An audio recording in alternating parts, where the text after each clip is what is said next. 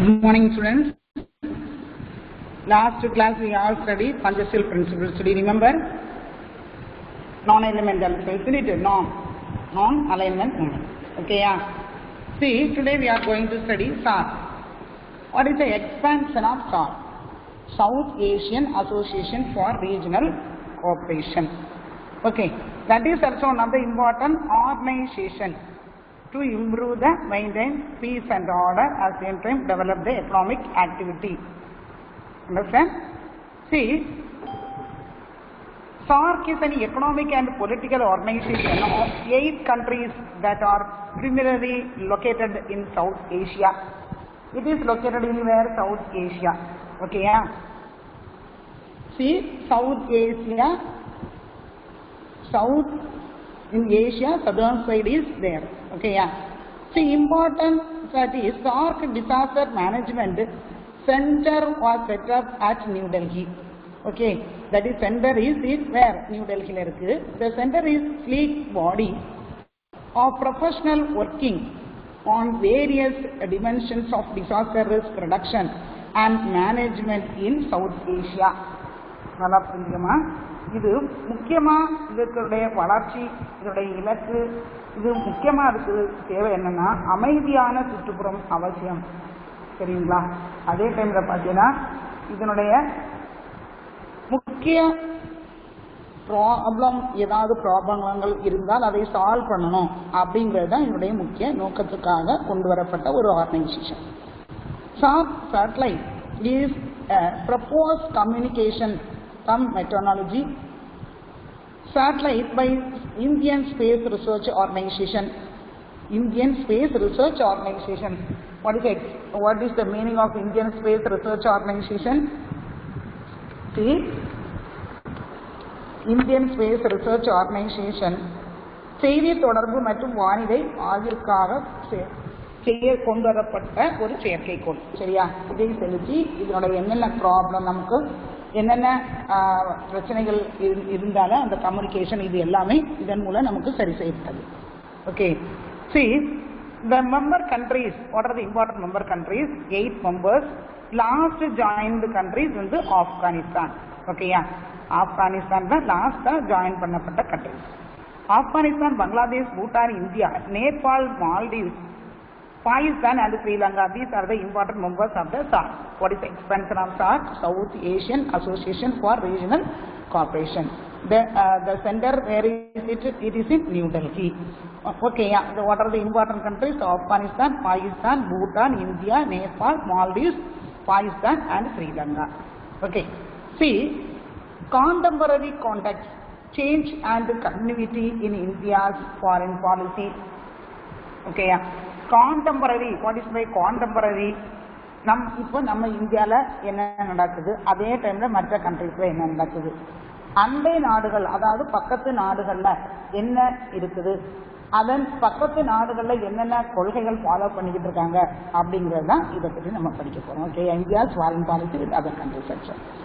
Then prioritizing an integrated neighborhood first policy. Okay, neighborhood first policy.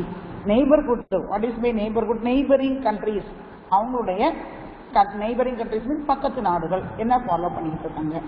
India's foreign policy has always regarded the concept of neighborhood as one of the widening concentric circle around the central axis of historical and cultural communities. Okay, நம்ம இந்தியாவுடைய foreign policy எப்போவுமே எப்படி இருக்குன்னா widen concentrate circle. What is my widen concentrate circle? எப்போதும் நம்முடைய நாடுகளின் மற்ற நாடுகளுக்குடைய வெளியுறவு கொள்கை எப்படி இருக்குன்னா கலாச்சார ஒற்றுமையுடையதோட இருக்கும். புரியுதுங்களா? நம்முடைய கலாச்சாரத்துக்கு ஒற்றுமையுடையதோட இருக்கும். Axis historical and cultural communities, வரலாற்று மற்றும் கலாச்சார ஒற்றுமையோட சேர்ந்துதான் இருக்கும். Okay, India gives political diplomacy priority to her immediate neighborhood and the Indian Ocean island states such as Maldives, புரியுதுங்களா? அப்போ நம்முடைய மால்டீவ்ஸ், அதாவது இந்திய பெருங்கடல்ல இருக்கக்கூடிய மால்டீவ்ஸ் ஐலாண்ட் இருக்கு இல்லையா, அங்க உள்ள அரசியல் மற்றும் ராஜதந்திர முன்னுரிமை இந்தியாவுக்கு அளித்து வருகிறது. புரியுதுங்களா? அவங்களுடைய என்ன டிப்ளமேட்டிக் பாலிசின்னா ரொம்ப தந்திரமான முறையில் இருக்குது. For example, fox is diplomatic animal சொல்லுவாங்க. ஏன்? அது ஒரு தந்திரமான அனிமல். அதே மாதிரி பொலிட்டிக்கல்லையும் சரி, டிப்ளமேட்டிக் ப்ரியாரிட்டியும் சரி, நம்ம நெய்பர் கண்ட்ரிஸ் கூட எப்பவுமே எப்படி இருக்கும், ரொம்ப கரெக்டா கன்னிங்கா கரெக்டா இருக்கணும்னு நினைக்கிறாங்க. This sterility of neighbors in India's foreign policy stems from the clear understanding that peaceful priority in as essential for India to achieving her multi-facet developmental goal. Okay, yeah. See, neighbors of India's foreign policy, நம்ம மற்ற நாடுகளோடு clear understanding that peaceful priority, கிளியரா எதுனால நம்ம policy வைக்கிறோம்னா அந்த clear understanding, நல்ல ஒரு அண்டர்ஸ்டாண்டிங்கோட இருக்கணும், நல்ல ஒரு புரிந்து கொள்ளக்கூடிய நிலையில இருக்கணும். அதே மாதிரி நம்முடைய மல்டி ஃபேக்டரிஸ் டெவலப்மெண்டல் கோல், எப்பவும் பலவிதமான நமக்கு டெவலப்மெண்ட் முன்னேற்றத்துக்குள்ள கோல் மீன்ஸ் வாட், அச்சீவ் நம்ம குறிக்கோள் என்ன செய்யணுங்கிற எண்ணத்தோட இருக்காங்க. India provides neighbours with support as needed in the form of resources, equipments and training. ஆனா இந்தியா எப்பவுமே மற்ற நாடுகளுக்கு என்ன தேவை அப்படிங்கிறதும் சரி, இந்த ஃபார்ம் ஆஃப் ரிசோர்சஸ், அவங்களுடைய வளங்கள் மற்றும் எக்யூப்மெண்ட்ஸ், கருவிகள், தேவையான பொருட்கள், ட்ரைனிங், அவங்களுக்கு ஏதாவது ட்ரைனிங் தேவைப்பட்ட ட்ரைனிங் கொடுத்துக்கிட்டே தான் இருப்பாங்க. Okay, greater connectivity and integration is provided so as to improve the free flow of goods, people, energy, capital and information. புரியுதுங்களா?